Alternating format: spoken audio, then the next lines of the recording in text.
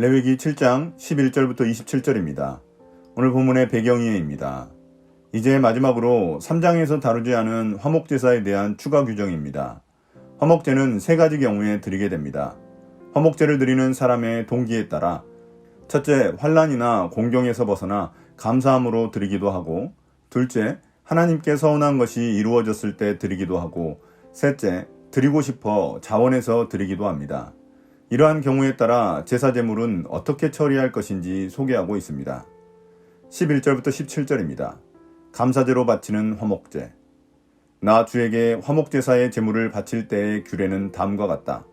누구든지 감사의 뜻으로 화목제사를 드리려면 누룩을 넣지 않고 기름으로 반죽하여 만든 과자와 누룩을 넣지 않고 기름만 발라서 만든 과자와 고운 밀가루를 기름으로 반죽하여 만든 과자를 감사제사의 제물에다가 곁들여서 바쳐야 한다. 감사의 뜻으로 드리는 화목제사의 제물에는 누룩을 넣어 만든 빵도 곁들여서 바쳐야 한다. 준비된 여러 가지 과자와 빵 가운데서 각각 한 개씩을 주에게 높이 들어 올려 바쳐야 한다. 그렇게 바치고 나면 그것들은 화목제사에서 피를 뿌린 제사장의 몫이 될 것이다. 화목제사에서 감사제물로 바친 고기는 그것을 바친 그날로 먹어야 하고 조금이라도 다음날 아침까지 남겨두어서는 안 된다. 먼저 하나님께 감사할 마음으로 드리는 화목제입니다. 감사로 드리는 제사에는 누룩을 넣지 않는 과자와 함께 누룩을 넣은 빵을 짐승제물과 함께 드릴 수 있었습니다. 그러면 제사장이 여러 과자와 빵 중에서 한 개씩 주님께 높이 들어올려 바쳤는데 이것을 한자어로 거제라고 부릅니다. 그리고 나머지는 제사장의 몫이 됩니다. 이처럼 제사장은 빵과 과자 일부와 화목제 고기의 가슴과 오른쪽 뒷다리 부분을 가져갔습니다. 그리고 남은 화목제물은 제사 드린 사람이 집으로 가져가 가족들, 이웃들과 함께 먹었습니다. 그 제물은 반드시 바친 날 다 먹어야 하고 다음날 아침까지 남겨둬서는 안 되었습니다. 그래도 다 먹지 못했을 경우에는 모두 태워야 했습니다. 16절부터 18절입니다. 서원제, 자원제로 바치는 화목제. 그러나 그가 바치는 희생제물이 서약한 것을 지키려고 바치는 제물이거나 그저 바치고 싶어서 스스로 바치는 제물이면 그는 그 제물을 자기가 바친 그날에 먹을 것이며 먹고 남은 것이 있으면 그 다음날까지 다 먹어야 한다. 그러나 사흘째 되는 날까지도 그 희생제물의 고기가 남았으면 그것은 불살라야 한다. 그가 화목제물로 바친 희생제사의 고기 가운데서 사흘째 되는 날까지 남은 것을 먹었으면 나 주는 그것을 바친 사람을 기쁘게 생각하지 않을 것이며 그가 드린 제사가 그에게 아무런 효험도 나타내지 못할 것이다. 그뿐만 아니라 그런 행위는 역겨운 것이어서 날 지난 제물을 먹은 사람은 벌을 받게 된다. 이제 하나님께 서운한 것이 이루어지거나 바치고 싶은 마음에 자원해서 드린 화목제의 경우를 설명합니다. 서원제는 자신이 하나님께 서운한 부분이 이루어졌을 때 감사한 마음으로 드리는 화목제인 반면 자원제는 하나님을 사랑하기 때문에 조건 없이 드리는 화목제입니다. 감사제와 달리 이 경우에는 제물 처리에 있어 이튿날까지 남기는 것을 허용했습니다. 그러나 사흘을 넘기면 안 되었습니다. 이렇게 한 이유는 아마도 서원제나 자원제의 경우 일반적인 감사제보다 더 많은 양을 들여서 당일 처리가 어려웠기 때문일 것입니다. 그러나 이 경우에도 최대한 많은 이들과 남은 제물을 나눠 이틀 안에 처리해야만 했습니다. 이 규정을 어긴 사람은 화목제의 효력이 사라지며 심지어 벌을 받게 되었습니다.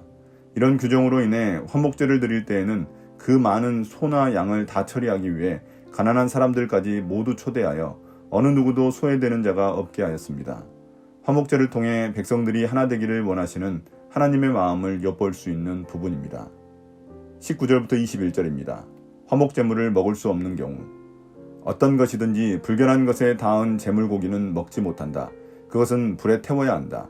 깨끗하게 된 사람은 누구나 제물고기를 먹을 수 있다. 그렇지만 주에게 화목제물로 바친 희생제사의 고기를 불결한 상태에서 먹는 사람이 있으면 그는 백성에게서 끊어지게 하여야 한다. 그리고 어떤 사람이 모든 불결한 것, 곧 불결한 사람이나 불결한 짐승이나 어떤 불결한 물건에 닿고 나서 주에게 화목제사로 바친 제물의 고기를 먹으면 백성에게서 끊어지게 하여야 한다.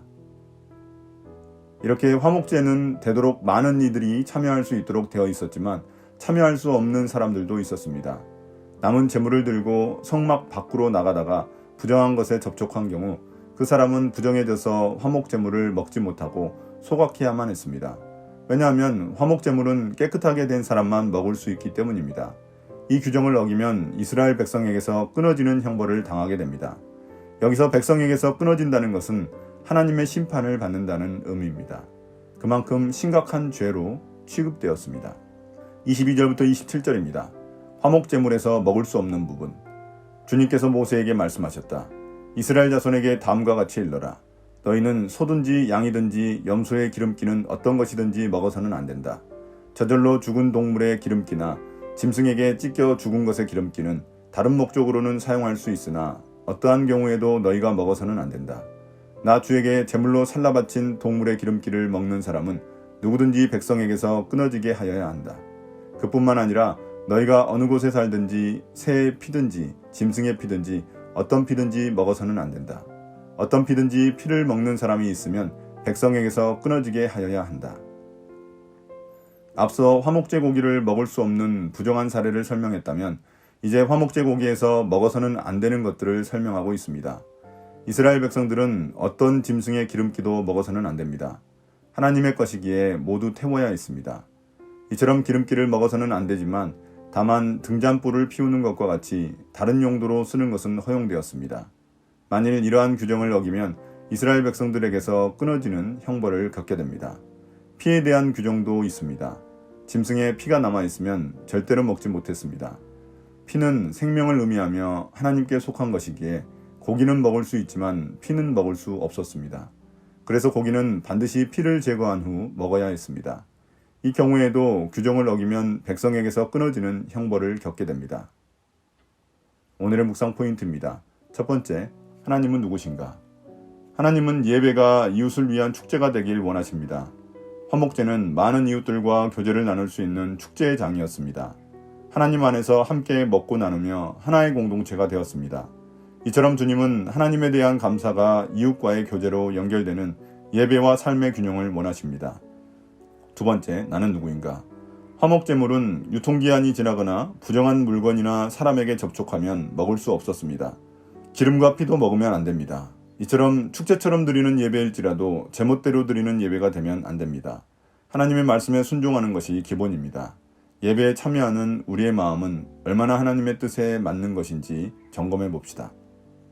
오늘의 기도입니다. 주님, 화목제를 통해 우리의 예배가 이웃을 섬기는 곳까지 나아가야 함을 깨닫게 됩니다. 하나님과 세상을 화해시키는 역할을 우리 교회가 담당할 수 있도록 도와주세요.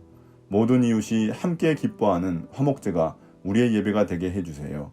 예수님 이름으로 기도드립니다. 아멘.